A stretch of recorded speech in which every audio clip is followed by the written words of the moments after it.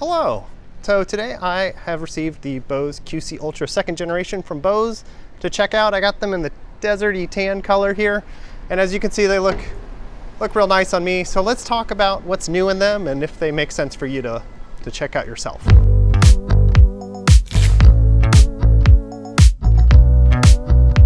Today I figured we'd do something a little bit different. I just want to kind of walk around with you guys while I talk about these headphones, just a little more chill, more casual. Plus it's a beautiful day outside with all these people.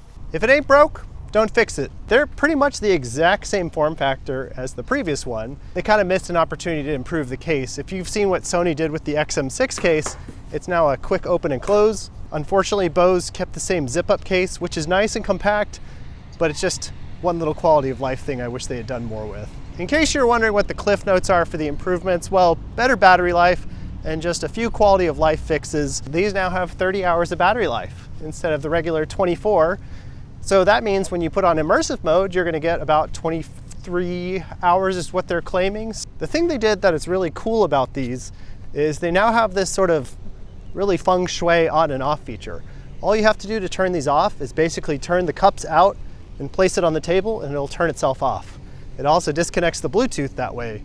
So if you're like me and reviewing a lot of headphones, you don't have to keep disconnecting everything manually. The great thing they did here, unlike the Apple AirPod Maxes though, is you actually can manually turn these off if you want to. You can just hold the Bluetooth button and it will manually turn them off. I just want to point out this man is doing karate in the park here.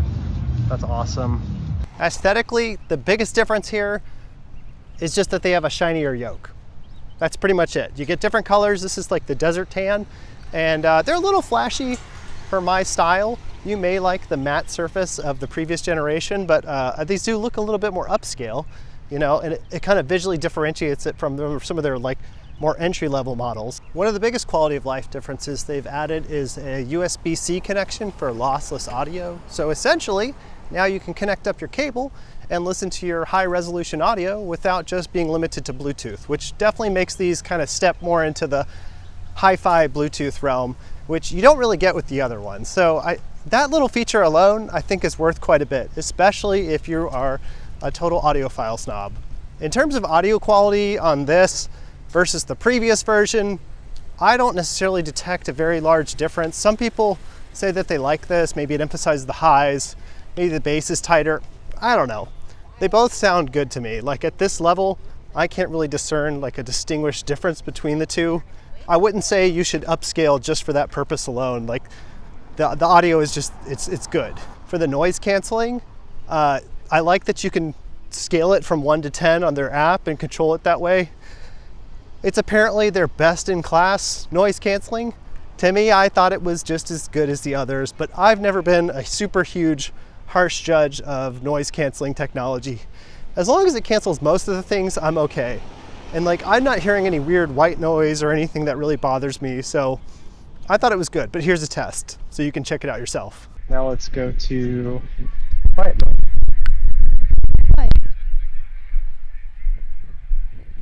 All right, so I can definitely still hear the music. I mean, it's better, but it's also super loud. So like, this is like the worst scenario for this. So if you're on the airplane, these would be fine. It's like back to aware mode. Aware. See? So I've got the Bose headphones on. I'm currently on aware mode. There's like kids with kazoos. There's a band playing during this fish fry event. It's a lot. So I'm gonna go into immersion mode, which is like halfway, I think. There's immersion. A little bit better. Let's try quiet mode.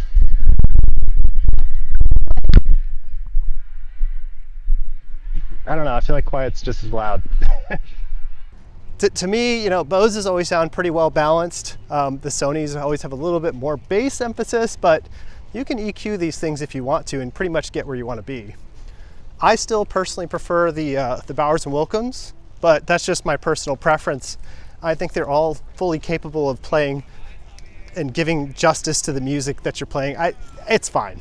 At this point, these are all top tier headphones. One thing I will say about Bose products in general is I kind of had a bad rap with them when I first started reviewing them, because I just found that like every time I opened up the Bose app, it would just glitch out. I would just be confusing. Things would just never really consistently work. You'd always have to restart the app.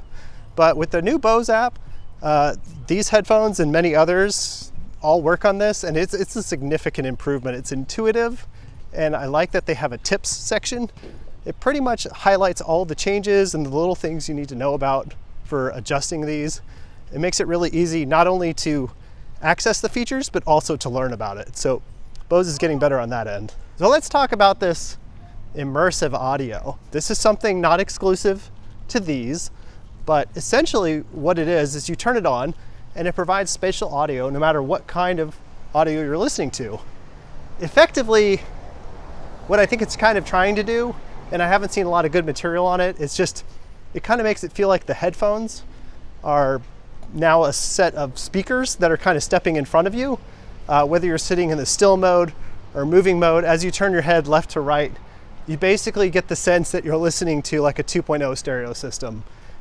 If you turn around, it kind of has the similar effect. And it's kind of cool. Like, it's a lot of fun to experience audio that way. The new thing they added with the second generation here is a thing called cinema mode. Essentially, it's just the still mode of immersive audio. You definitely don't want to walk around with it on, because the audio will just start like randomly jumping from left to right. It's very disorienting, but essentially it's just made to give you that immersive audio experience and then emphasize some of the dialogue balance, though I couldn't really tell. I didn't really have a great time testing it. I tried to hook it up to my Sony TV and I was able to pair it, but after pairing, I realized then I could no longer talk to the phone anymore to set it up in cinema. Despite having multi-point connectivity, I couldn't quite get the two things to play nice.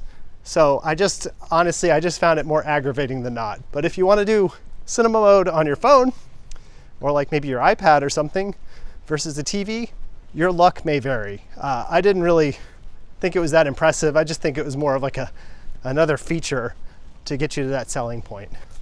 Overall, you know, you're basically, with the second generation QC Ultras here, you're just getting a little bit more refined version of the previous one. I wouldn't really buy it for better sound. I might buy it because of the USB-C audio and the better battery life, but honestly, that's about it. I do think that Bose has significantly improved, and they realized like you don't necessarily have to change everything if it's already a good product. So I do agree with that, but it does present a little bit of a marketing challenge when you're trying to bring something new to the market and refresh and make it exciting. Hi, doggy. But I don't know if it's necessarily worth it if you already own a pair to step up to these. You would really want to look into the specs and see if it's worth it, because the previous generation honestly is a pretty great product, and it's probably one of my favorite headphones for traveling with. So let me know, what do you think? Do you think that it's worth the $50 to $100 more for these versus the old ones? I don't know. The other good thing to keep in mind is now that these have come out, the previous generation is going to get cheaper, so they'll probably go on sale a lot more often. So you can step into the nice Bose world and enjoy it for a little bit of a discount. So did you make it to the end of the video? Let me know. I would love to hear your comments. I just figured we'd enjoy like a nice stroll while we talk about these headphones. You know, it's kind of a nice day out. So hopefully you enjoyed that with me. So say hello if you made it to the end. Bye.